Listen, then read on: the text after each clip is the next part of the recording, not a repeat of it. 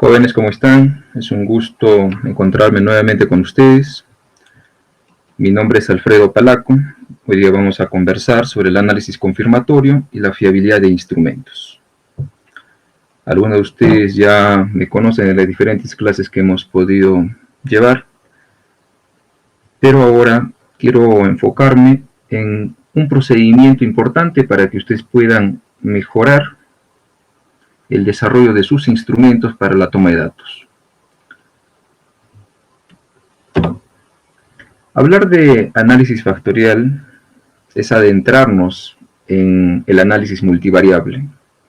Esta técnica nos ayuda a poder reducir. Seguro ustedes cuando han escogido un instrumento, ese instrumento podría tener 30, 40 preguntas, y muchas veces la población a la cual dirigimos esos instrumentos no responde con mucha claridad. En otras situaciones, cuando ustedes están desarrollando sus proyectos de investigación, los docentes, asesores, siempre les piden un instrumento válido, que sea confiable, estadísticamente, y que nos ayude a responder a los objetivos de investigación. Hoy les hemos traído una técnica que les va a ayudar tanto para poder escoger el mejor instrumento y poder saber si los reactivos, comprendidos como preguntas o ítems, se correlacionan adecuadamente con sus dimensiones y estas con su variable. Por lo tanto, el análisis factorial es importante, relevante e imprescindible cuando desarrollamos el proceso de validación y confiabilidad de instrumentos. Nos va a servir para reconocer cargas factoriales. Compréndanse cargas factoriales como los valores de correlación interna que tiene cada uno de los ítems con su respectivo factor. Y el factor en la literatura, ustedes lo equivalen a la dimensión en análisis. Cuando tenemos cargas factoriales por debajo de 0.3, tendremos que eliminar esas preguntas o esos reactivos que no aportan, es decir, que son peso muerto en un proceso de evaluación. La intención de esta técnica es buscar el mínimo de variables que puedan explicar el máximo de información contenida en los datos que hemos recogido. Un poco de estadística mínima que ustedes han revisado a nivel de pregrado, incluso a nivel preuniversitario. El tema de la varianza. Nosotros siempre tratamos de esperar posiciones centrales, como es la media, como es la mediana. Todos esos valores, media, mediana, moda, si nosotros también los podemos comparar, son los valores esperados de un probable resultado de medición. Pero todos esos valores que son puntuales, nunca pueden ir solos. Tienen que ir acompañados de un proceso de variabilidad. Analizar la variabilidad, cuánto varía un dato sobre el otro, nos podría dar una mayor información. Por eso ustedes nunca se deben enfocar solamente en el valor puntual, sino medir esos rangos de variabilidad. ¿Qué tan variable es? Si es muy variable, muy disperso, probablemente esos datos no nos ayuden. Nosotros queremos que los datos estén concentrados. Esta técnica de análisis factorial va a medir la varianza, pero va a ubicar la varianza total y la va a descomponer, por ejemplo, en varianza común, que en el SPS le llaman comunalidad, en el YAMOVI le llaman unicidad, va a sumar la varianza específica, y también tenemos una varianza de los errores. La intención de este análisis factorial es que uno vaya comprendiendo que a partir de las correlaciones, si un factor, si un ítem o reactivo se correlaciona con su respectiva dimensión, y esa correlación es muy fuerte, superior incluso a 0.8, puede ayudarnos a medir lo que estamos buscando. Recordemos que hablar de la varianza, la desviación estándar, es esos términos cuando trabajamos análisis univariados. Pero si trabajamos análisis bivariados, es decir, dos variables, como es lo frecuente que utilizamos en las universidades cuando ustedes quieren egresar, te pide el docente que hagas un estudio correlacional, que midas dos relaciones que posiblemente tienen alguna inferencia, alguna observación empírica que pueda avalar esas observaciones. Cuando trabajamos bivariado, análisis bivariado, ya trabajamos las covarianzas y a partir de la covarianza se puede calcular la correlación y dos correlaciones importantes de Pearson, de la cual también si nosotros unimos o al menos ordenamos factorialmente esas correlaciones, esos valores, podríamos tener en orden jerárquico la correlación de Spearman. Valores a 0.3 o menores a 0.3 sugerirían que nuestra matriz o los ítems o reactivos deberían ser eliminados. Eso es un poco de la teoría. En el tema de análisis factorial tenemos dos tipos de análisis importantes. Estos análisis son el análisis exploratorio y el análisis confirmatorio. Análisis exploratorio, uno explora cuando algo no conoce, uno confirma cuando algo ya conoce. Cuando yo menciono análisis exploratorio es porque ya no se puede conocer todavía la estructura. Una estructura, a ver, ustedes tienen una variable A, que se puede dividir en dimensiones, y esas dimensiones se pueden dividir nuevamente en algunos indicadores. Pero para la parte estadística, todo es una variable. Es una variable el sexo, la edad, las percepciones son variables. Por un acomodo, por un ordenamiento de información y de concepciones, lo hemos estado dividiendo. Variable, dimensión, indicadores. En el análisis factorial exploratorio, no conocemos cómo se distribuyen esas distribuciones o esta estructura o macroestructura.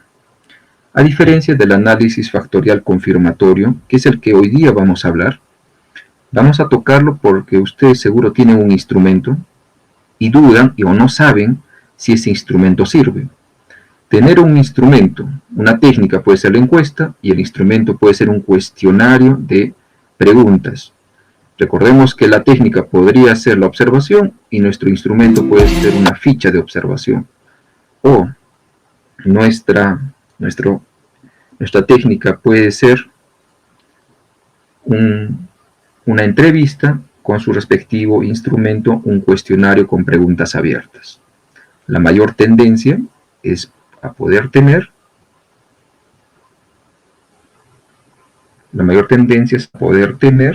justamente valores.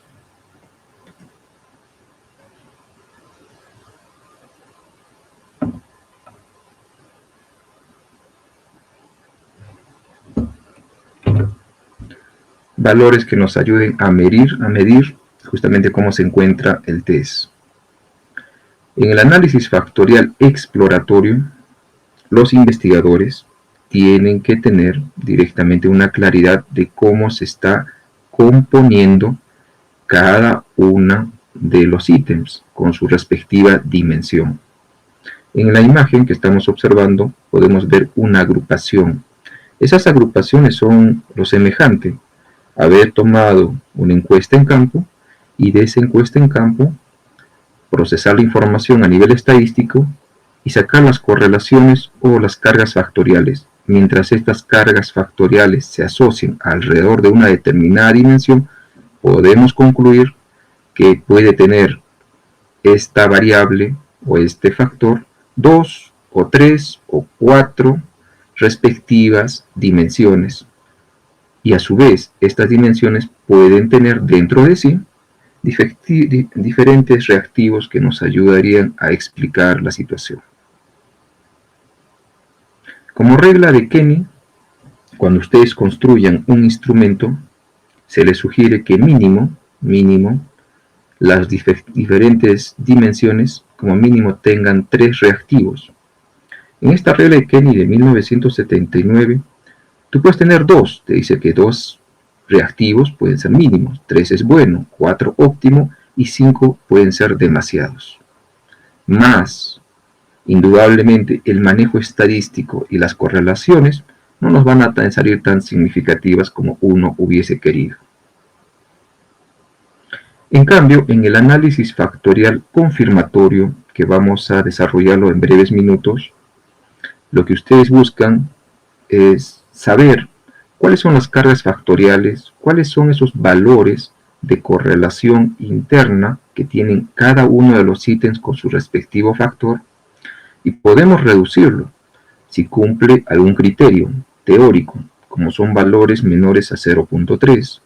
La intención del análisis factorial confirmatorio, como su nombre lo indica, es confirmar o refutar el modelo sugerido inicialmente. De allí viene la potencia y la fuerza estadística de esta técnica. Si ustedes, cuando toman un instrumento y lo quieren replicar en una determinada población, quieren comprobar si ese instrumento sirve, para lo cual deberían desarrollar un análisis factorial confirmatorio. Pero si ustedes van a crear un test y no saben cómo se estructura, entonces la recomendación sería que apliquen un análisis factorial exploratorio. Dos diferencias, exploratorio y confirmatorio. Un dato más, una pregunta muy importante cuando uno quiere validar instrumentos. ¿Qué muestra se necesita para que una solución sea estable y generalizable? En pocas palabras te están mencionando cuántas personas o cuánta muestra tú debes tomar de una población para que valides tu instrumento. Conley y Lee en el año 1992 ya habían desarrollado este análisis y lo categorizaron en diferentes niveles. Cuando tú tomas una muestra de 50 sujetos, lo categorizaron como una categoría muy deficiente, 100 como deficiente, 200 aceptable, 300 bueno, 500 muy bueno y más de 1000 como excelente. Nosotros tomaremos un punto medio. 200 sujetos en estudio nos podrían ayudar para poder validar un determinado test.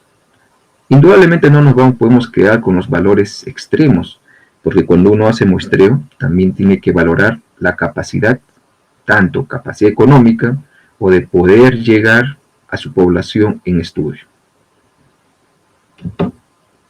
Otros indicadores importantes son los índices de esfericidad de Bartlett, por ejemplo, que nos van a ayudar a descartar la hipótesis de unicidad, de identidad. Cuando nos da un valor menor a 0.5, podremos descartar que la matriz que estamos utilizando es una matriz idéntica. Por lo tanto, tiene correlaciones altas que pueden ser medibles. Y el otro indicador es el indicador de Kaiser-Meyer-Olkin, que su clasificación, y cuando nos da valores por encima de 0.8, lo que nos está diciendo es que la matriz que hemos utilizado es factorizable. Finalmente, una prueba que ustedes conocen con mucho énfasis es utilizada en la literatura, la prueba del coeficiente de consistencia interna, el alfa de Cambridge. El alfa de Cambridge de 1951 hasta el día de hoy viene siendo utilizado, pero a partir del año 2012 ya se ha venido cuestionando su uso. Si bien es rápido, muchos lo utilizan, muchos docentes y universidades promueven el uso, se ha demostrado que este indicador es sensible a la cantidad de ítems en evaluación. Quiere decir que mientras más se aumente la cantidad de muestra e ítems, los valores no son estables. Y por eso se sugiere utilizar el alfa ordinal. Pero también la literatura nos ha dado algunas otras alternativas. A partir del 99 surge otro coeficiente, como es el omega de McDonald. En un momento vamos a ver su uso, tanto del omega de McDonald como del alfa de Cambridge, a través de un software libre. Para ambos ítems de consistencia interna, que deben reportarlos ustedes, después de la prueba del análisis factorial, haremos un análisis de fiabilidad que se encarga de medir justamente las cargas de consistencia interna y de covariación de ítem versus escala. Abajo, en la parte baja de la diapositiva, ustedes pueden observar las categorías. Si nos dan valores por encima de 0.7, hablando del alfa, o del omega de McDonald's son categorizados como categorías aceptable, buenos y excelente. Es a lo que buscamos llegar. Cuando ustedes reportan que su test o su instrumento tiene una carga factorial alta y un análisis de consistencia interna alto, estamos frente a un buen instrumento que les va a ayudar a responder los objetivos de investigación. Ahora sí, vamos a entrar a la práctica y en esta práctica vamos a usar un software libre, es el programa Jamovi. Jamovi, su versión 3.316. La intención de usar software libre es porque no tenemos licencia para el SPS y no lo vamos a promover desde las universidades. Pero sí los quiero adentrar en una mirada cómo usar el programa Jamovi basado en lenguaje de programación R de una forma sencilla y práctica. Indudablemente tendremos otro curso para hablar solamente de Jamovi, pero hoy día vamos a ver el análisis factorial confirmatorio.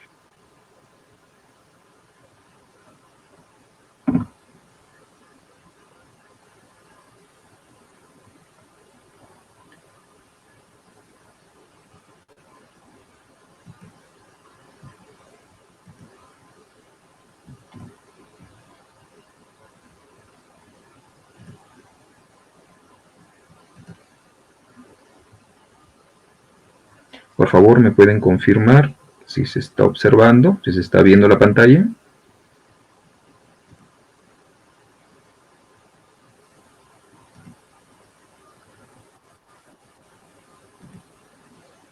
Bien, jóvenes, acá les presento algo que ustedes seguro van a ir procesando a medida que pasen las semanas y los meses, a medida que aprendan algo más.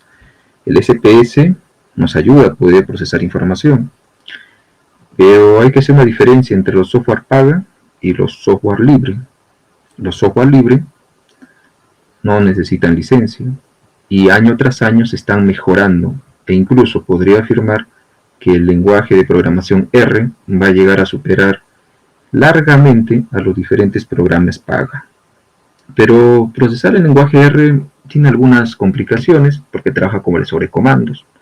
Ante esa situación se ha ido creando Jamovi. Jamovi es un programa intuitivo, sencillo, lee muchos programas y muchas terminaciones, como es el tema del Excel, el formato SAP, el formato que lee para Excel, lee texto, es decir, es una multiplataforma. Aquí lo que observamos es un cuestionario. A ver, tengo por acá un cuestionario que seguro ustedes han tomado: edades, rangos, sexo, estado civil y sucesivas preguntas que normalmente se le hace a un encuestado. Pero ya a partir desde el test, vamos a evaluar un test de desempeño laboral. Un test que tiene 16 preguntas. He escogido un test sencillo, simple en la literatura, que algunos de ustedes ya lo vienen utilizando. A ver, vamos a mirar por aquí. Este es el test original, procedente de un artículo.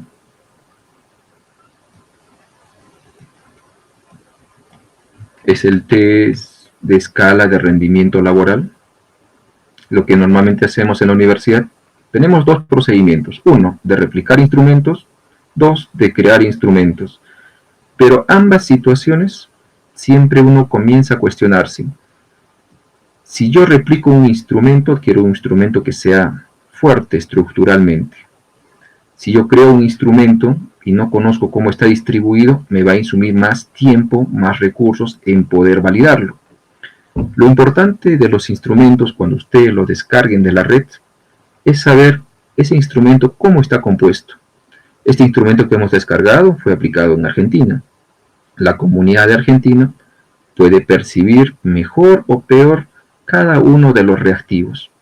Ustedes lo van a replicar, porque ese es el procedimiento más rápido. Cuando ustedes tienen frente a ustedes un determinado test que quieren replicarlo, se dan cuenta que la variable desempeño laboral lo están midiendo con la dimensión rendimiento en la tarea, comportamiento contraproducente y rendimiento en el contexto. Tiene hasta acá 16 preguntas. Estas 16 preguntas se pueden adaptar para la realidad donde ustedes van a evaluar. Puede ser una microempresa, puede ser un colegio, un conjunto de docentes, cómo están desempeñándose en su ámbito laboral, o también tanto en el sector privado. Pero en todos los procedimientos, ustedes son conscientes o allá vienen con una estructura. Sabemos que la dimensión 1 tiene 7 preguntas, la dimensión 2 o el factor 2 tiene 5 preguntas y finalmente el factor 3 tiene otras 4 preguntas. Grabémonos ese número, del 1 al 7, del 8 al 12, del 13 al 16. A ver, vamos a regresar ahora. Si nosotros hemos aplicado este test a una población arequipeña, esperamos que nos dé similares medidas como las que reporta el artículo. Pero puede ser también que nuestra población no identifique cada una de las preguntas que le queremos hacer. O tal vez la entiende mal. Entonces vamos a saber eso. La única forma es tomar datos, hacer un muestreo preliminar. Y ese muestreo preliminar no es de nuestra muestra original sobre la cual nosotros vamos a poder hacer nuestro estudio final. Solo es para validar el instrumento. En ese momento vimos cuántas personas necesitamos para validar un instrumento. Entonces me voy a grabar el número del 1 al 7, factor 1, del 8 al 12. 1 al 7 y del 8 al 12.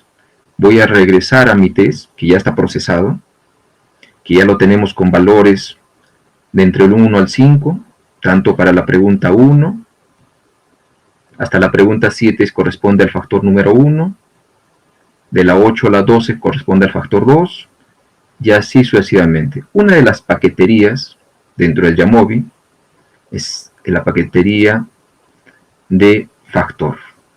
Cuando tú le das un clic, aquí va a aparecer algunas alternativas como son componentes principales, análisis factorial exploratorio y confirmatorio. No vamos a hablar sobre todas ellas, podemos hacerlo, pero en diferentes clases. Hoy ya solamente nos vamos a enfocar en el análisis confirmatorio. Tengo un test y quiero confirmar si sirve, qué tan útil es para los fines de mi investigación. Yo le doy clic en análisis factorial confirmatorio. Y acá me va a aparecer una ventana donde me indica cuántos factores quieres añadir o quieres medir. Bueno, yo le diré, quiero 3 factores. Factor 2, factor 3. 3 factores.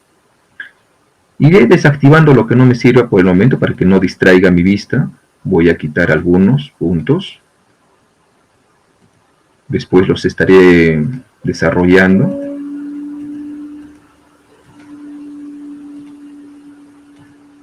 Listo, ya está. He vacío mi análisis factorial confirmatorio.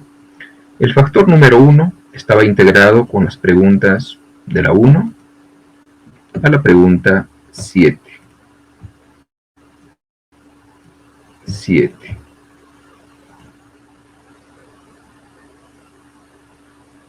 A ver, creo que las he puesto en otro lugar. Las regreso nuevamente. Ahora sí, selecciono el factor número 1. Recordemos que el factor número 1, la pregunta 1 hasta la pregunta 7, correspondía al factor número 1. El sistema comienza a procesar inmediatamente, a diferencia del SPS, me da valores en el momento. El factor número 2 estaba integrado por las preguntas 8 a la 12. Los paso nuevamente. Factor número 2, voy a comprobar algo. Y el factor número 3 está integrado por las preguntas 13, 14, 15 y 16. Como ya está seleccionado, lo único que hago es pasar de un lugar a otro. Lo importante es la interpretación. En la parte teórica de la diapositiva les mencioné, cuando nosotros tenemos valores menores a 0.3, se sugiere que el ítem se reduzca o se elimine. Lo que nos da el Jamovi es una tabla, nos llama carga de factores, y nos da un estimador, nos indica factor número 1 está integrado por 7 reactivos y cada uno de los reactivos tiene una correlación o una carga factorial con su respectiva factor. Si aquí buscamos uno de ellos, por ejemplo el D1, la pregunta 1, uno la puede analizar, está a lo mucho, está superando el rango mínimo, 0.3. Todavía se puede quedar, algo de información puede aportar para que nosotros hagamos o lo utilicemos a nuestro favor.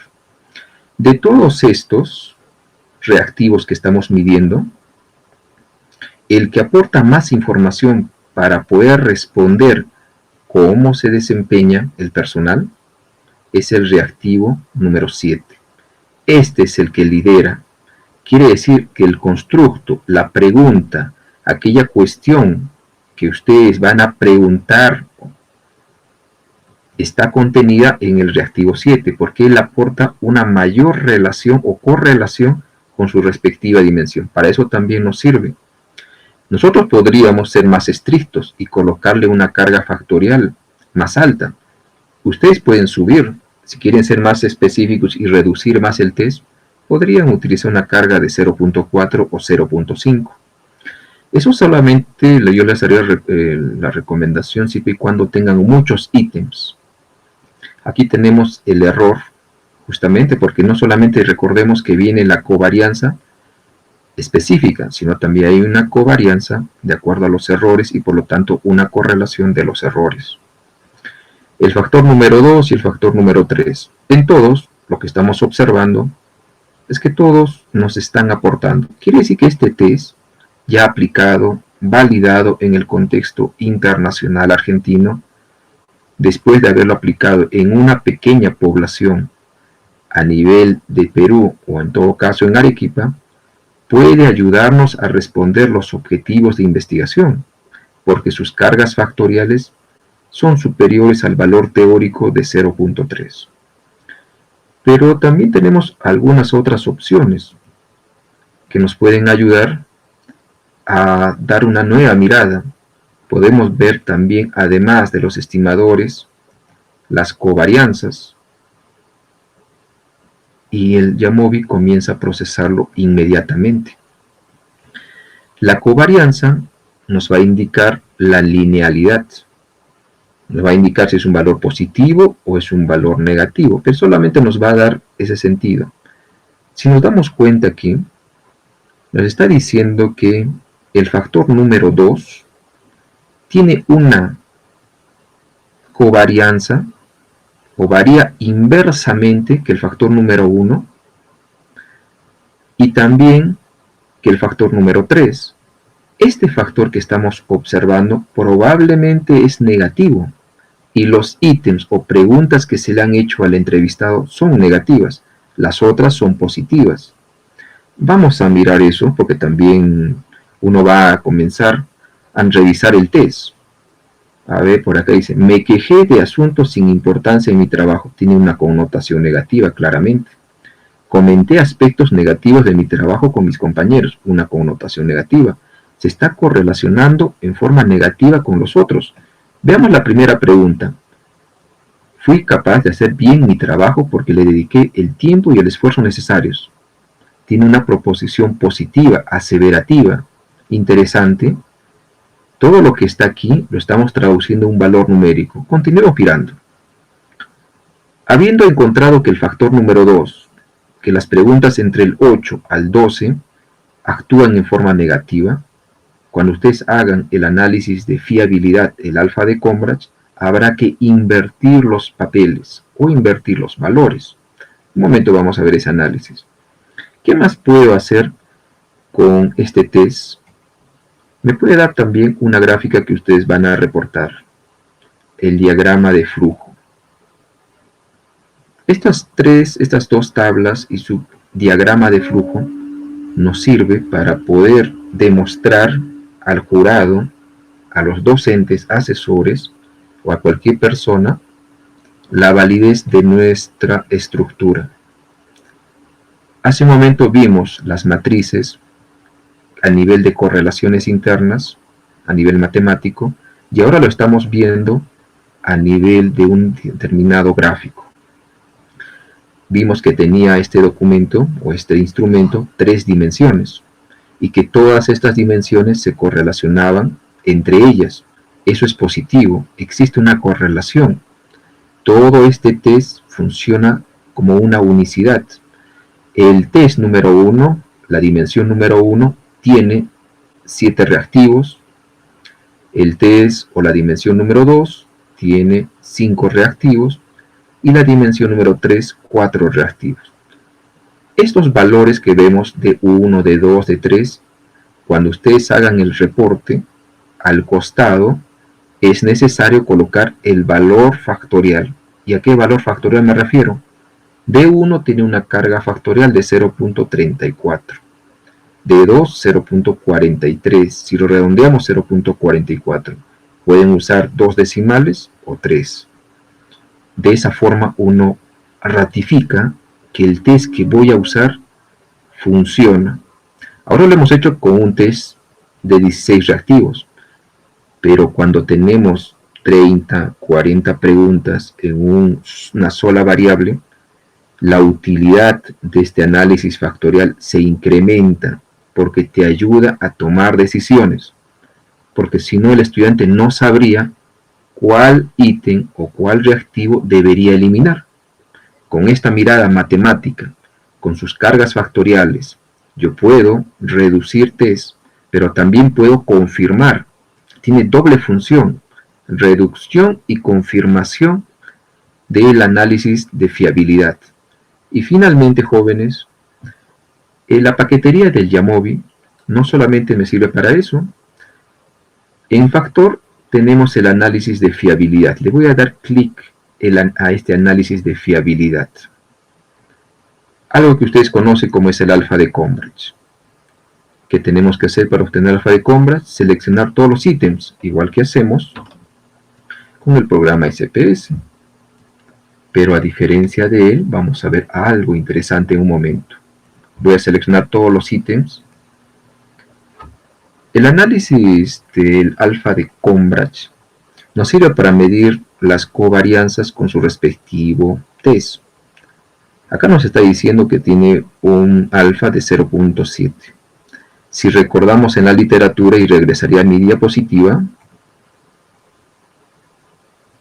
cuando tenemos 0.7, un instrumento es considerado ya aceptable, por encima de 0.7. Regreso nuevamente a mi respectivo análisis.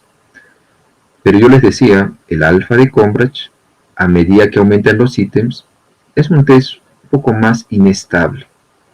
Aquí tengo también el omega de McDonald, que nos da un mayor valor, 0.83, nos está dando una mayor fiabilidad respecto al reactivo con su dimensión. Y también nos da el análisis qué sucedería si nosotros eliminamos algún ítem, tanto a nivel del alfa de Cambridge como el omega de McDonald. El omega de McDonald ya está teniendo a nivel de los artículos una mayor notoriedad, no necesariamente a nivel de la tesis, porque no lo están promoviendo adecuadamente ante la ausencia de conocimiento. Pero estoy esperando que en los próximos 5 o 6 años nuestra universidad y todas las universidades vayan a preferir el omega de McDonald o en su caso el alfa ordinal. El alfa ordinal que se obtiene de un análisis factorial. Listo, por acá tenemos dos miradas, cómo poder reducir, pero acá miremos algo. Miren, me dice una nota el Jamovi, algo que no me hace otros programas. Me dice los elementos 8, 9, 10, 11 y 12 se correlacionan negativamente con la escala total y probablemente deberían invertirse. Interesante, eso no te lo dice cualquier programa. Y miremos la magia del Jamovi. Me he dicho el 8, el 9.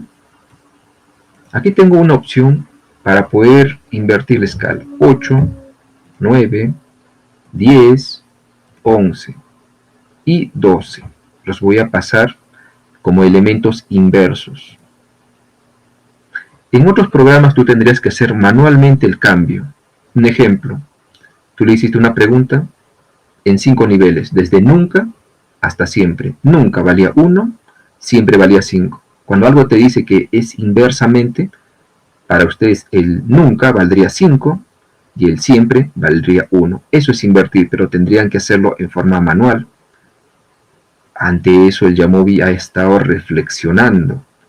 Indudablemente esto va a generar un buen impacto, el uso de un programa libre, intuitivo, de fácil manejo, y que espero que ustedes lo descarguen y que se apasionen con el Yamovi y comiencen a utilizarlo. Al comienzo, la primera semana probablemente se demore un poco, pero después de 2 semanas les va a gustar el programa. ¿Qué hemos hecho al invertir los valores? El alfa de Cambridge ha subido a 0.88. ¿Se acuerdan que estaba en 0.7? Subió. Y el omega de McDonald's subió un poco más. Y con eso, jóvenes, podemos demostrar lo que se nos pide para primero validar un test factorialmente y obtener las cargas factoriales y el análisis de fiabilidad, tanto de indicadores como el alfa de Cambridge como del omega de McDonald's. Espero que esta información les sea útil y desde ya invocarlos constantemente en el estudio, en la autocapacitación, y recuerden que siempre vamos a estar para servirles y para poderles ayudar en todo momento. Muchísimas gracias por su tiempo, su dedicación y a seguir estudiando. Gracias.